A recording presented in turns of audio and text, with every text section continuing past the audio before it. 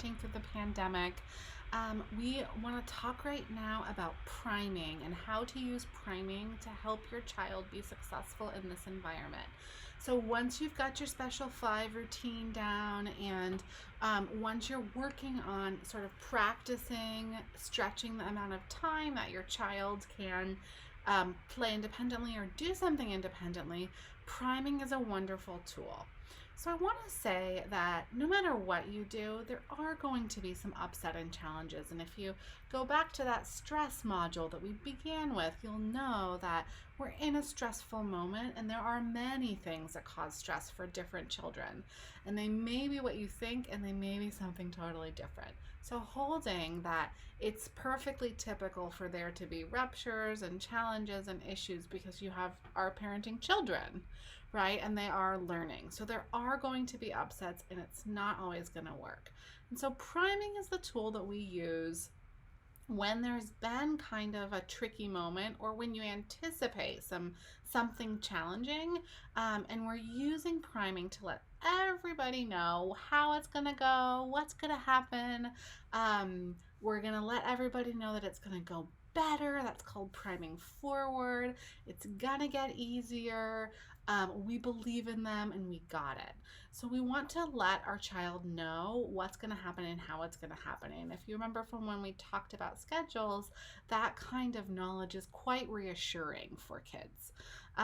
So the reason that priming works is that when we prepare children for something by slowing it down, making whatever we're going towards into small and concrete steps and adding the extra cues, it gives them the time and the supports to have to make the emotional and the cognitive shifts that are demanded in everyday transitions as we move from activity to activity, as we adjust to this new normal.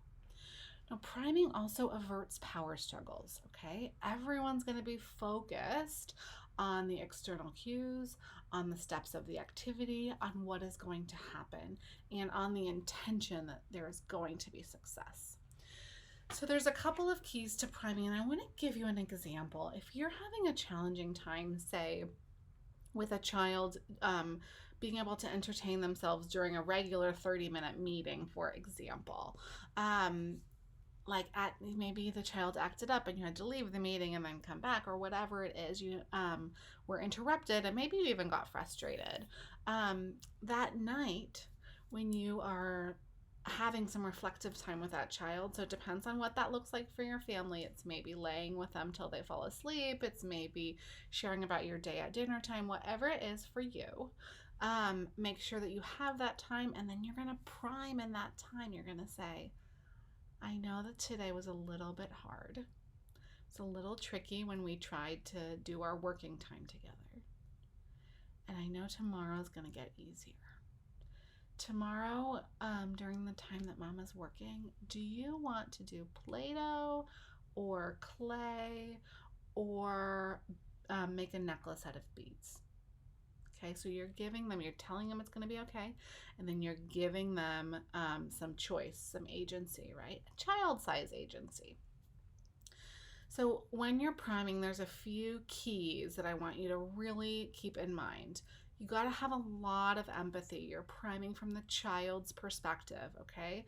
So that means really thinking about what the setup is for them and what the struggles that they are experiencing are. Not the struggles from your perspective, okay? The struggles from their perspective. So you might say, sometimes it's hard when mommy's on the computer and you really want a glass of juice or a popsicle. I bet tomorrow you'll be able to ask your big sister for help with that. Okay, so you're gonna do it as opposed to saying, when you want a glass of juice or a popsicle and I'm on a meeting, you can't ask me.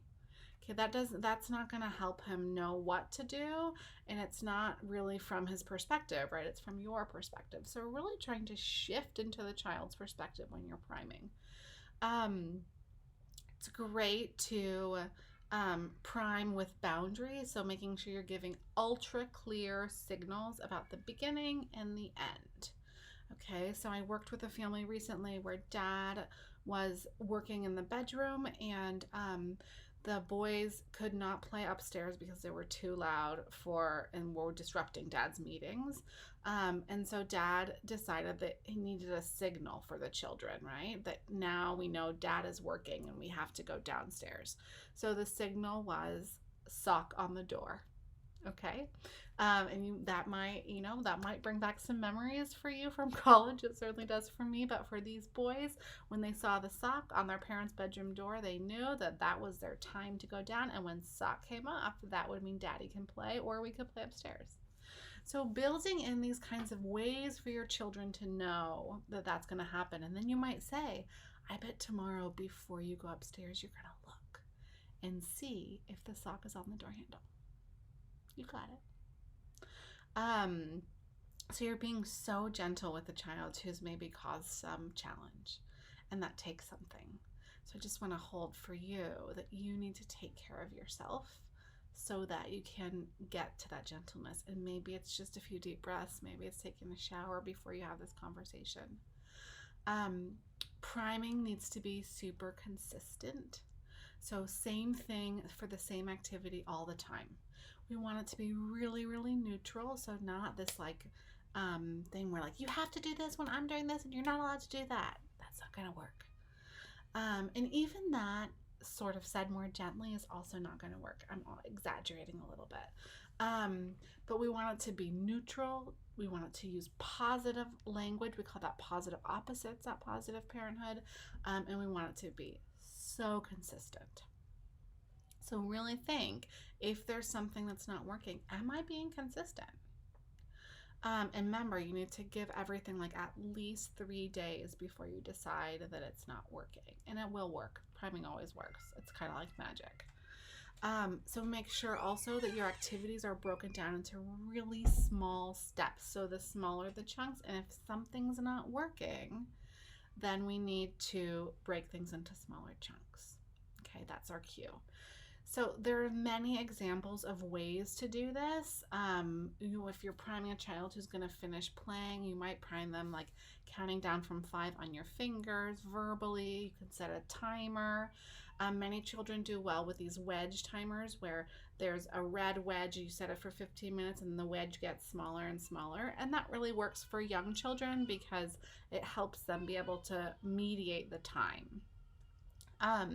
Some children need a social story, so that's a rehearsal, a story they can read with real pictures of Daddy working or Mommy working or Grandma coming to take care of them or whatever it is, so that they know how it's going to go and they also know how they can be. We want to give them that positive how you can be. A lot of children do great with first this, then that. So I want you to notice how different first homework, then TV sounds, then no TV until you're done with your homework. Okay, so first homework, then TV. There's a melodic thing happening. I'm letting them know how it's going to go. I'm priming it. It feels inviting, as opposed to you can't watch any TV until your homework's done. What are you thinking? That's what we want to avoid because it breaks the relationship, and we want the relationship to be robust and to be the reason the child is cooperating. You might say, this is all done. Next is, and then you guide the child to the next thing. Playtime's all done. Next is dinner. And if they're moving, you say, not yet. And you gesture broadly. So part of this is channeling this inner goofball, right? And I also want to say, if it's not working, that means your child needs smaller chunks.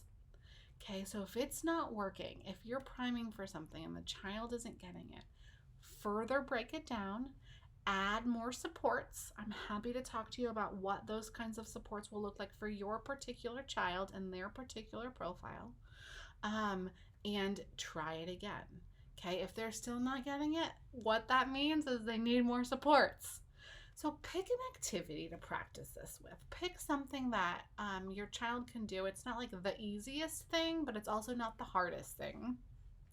And think about how you might prime them using that positive language for success in the future. Now remember, you can download this worksheet that's right below this video. It's to the side in downloads.